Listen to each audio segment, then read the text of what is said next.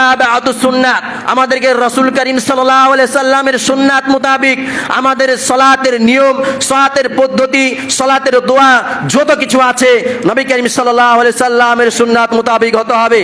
সাল্লু কামা রাআইতুমুনি মুসাল্লি, রাসূল করিম সাল্লাল্লাহু আলাইহি সাল্লাম বলছেন যে তোমরা যেইভাবে আমাকে সালাত কায়েম করতে দেখেছো ঠিক তোমরা সেইভাবে সালাত কায়েম করো। অতএব রাসূল করিম সাল্লাল্লাহু আলাইহি ওয়াসাল্লাম আমাদেরকে যেইভাবে আদেশ করে গেছেন সালাত কায়েম করার জন্য ঠিক ওইভাবে আমাদেরকে সালাত কায়েম করতে হবে। কোনো বেদাতি আমল করলে চলবে না। আজকে সালাতের মধ্যে অহরহ বেদাত চলছে, আজকে সালাতের মধ্যে অহরহ বেদাত চলছে। আপনি দেখবেন যে তারা সালাতে পায়ের সঙ্গে পা মিলায় না, তারা রাফুল আইদিন করে না, তারা জোরে আমিন বলে না।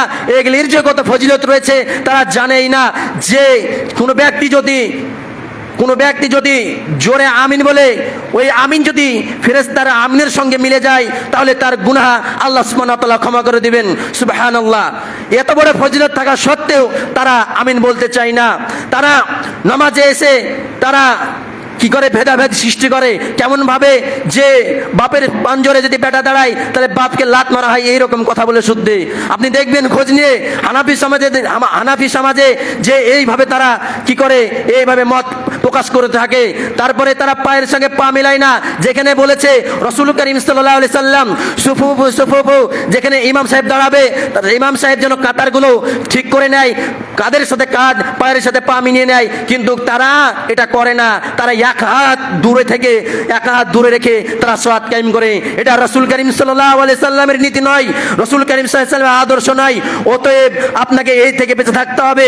আমাদেরকে একমাত্র রাসূল করিম সাল্লাল্লাহু আলাইহি সাল্লামের নীতি, রাসূল সাল্লাল্লাহু আলাইহি সাল্লামের আদর্শ, আমাদেরকে সুন্নাত, রাসূল করিম সাল্লাল্লাহু আলাইহি সাল্লামের সুন্নাতকে অনুসরণ করতে হবে। মুতাবাআতুস সুন্নাত, একমাত্র রাসূল করিম সাল্লাল্লাহু আলাইহি সাল্লামের সুন্নাতকে অনুসরণ করতে হবে। কারণ তিনি নিজেই বলে দিয়েছেন সাল্লু কামা রাআইতুমুনি মুসাল্লি, তোমরা যেইভাবে আমাকে সালাত কায়েম করতে দেখেছো ঠিক যে আবু হুরায়রা রাদিয়াল্লাহু তাআলা থেকে বর্ণিত, তিনি বলেন যে নবী করিম সাল্লাল্লাহু আলাইহি সাল্লাম বলছেন কুল্লু উম্মতি ইয়াদখুলুনা জান্নাত, আমার সকল উম্মত জান্নাতে যাবে ইল্লা মান আবা, তারা ব্যতীত। তখন সাহাবীগণ জিজ্ঞাসা করলেন কারা? তখন নবী করিম সাল্লাল্লাহু আলাইহি সাল্লাম বললেন যে ব্যক্তি আমার সুন্নাতকে অস্বীকার করবে সে ব্যতীত আমার সকল উম্মত জান্নাতে যাবে। তাহলে কারা অস্বীকার করলো?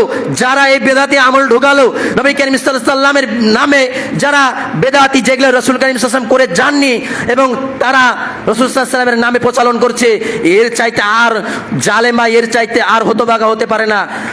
আপনি কিয়ামতের মাঠে সকলেই হয়তো অবগত রয়েছেন যে কিয়ামতের মাঠে যখন হাসরের ময়দানে মানুষ সকলে উপস্থিত হবে তখন মানুষ শাফাআত করার জন্য ছুটে বেড়াবে। প্রথম আদম আলাইহিস সালামের কাছে যাবে।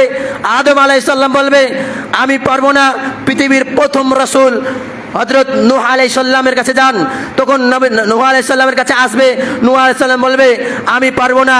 তখন নূহ আলাইহিস সালাম বলবে যে তোমরা ইব্রাহিম আলাইহিস সালামের কাছে যাও। তখন ইব্রাহিম আলাইহিস সালামের কাছে আসবে। তখন ইব্রাহিম আলাইহিস সালাম বলবেন যে তোমরা মূসা আলাইহিস সালামের কাছে যাও। মূসা আলাইহিস সালামের কাছে যখন আসবে তখন ইসমাঈল আলাইহিস সালাম, মূসা আলাইহিস সালাম বলবে ইসমাঈল আলাইহিস সালামের কাছে যাও।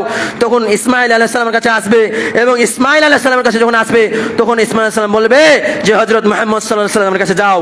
সেই পৃথিবীর শেষ রাসূল তিনার কাছে যাও এবং সকলে মুহাম্মদ সাল্লাল্লাহু আলাইহি সাল্লামের কাছে আসবে এবং মুহাম্মদ সাল্লাল্লাহু আলাইহি সাল্লাম আমাদের জন্য সুপারিশ করবে আল্লাহ সুবহানাহু ওয়া তাআলার কাছে। তবে কার জন্য সুপারিশ করবে? ওই ব্যক্তির জন্য সুপারিশ করবে যে ব্যক্তি রাসূল করিম সাল্লাল্লাহু আলাইহি সাল্লামের সুন্নাতকে অনুকরণ করবে। ওই ব্যক্তির জন্য আল্লাহ সুবহানাহু ওয়া তাআলার কাছে মুহাম্মদ সাল্লাল্লাহু আলাইহি সাল্লাম সুপারিশ করবে। অতএব এটা আমাদের সৌভাগ্য যে কোন নবী পারবে না, কোন রাসূল পারবে না, একমাত্র মুহাম্মদ সাল্লাল্লাহু আলাইহি সাল্লাম আমাদের জন্য সুপারিশ করবে। অতএব আমাদেরকে রাসূল করিম সাল্লাল্লাহু আলাইহি সাল্লামের পদ্ধতি পুঙ্খানুপুঙ্খভাবে আমাদেরকে খেয়াল রেখে আমাদেরকে সালাত কায়েম করতে হবে।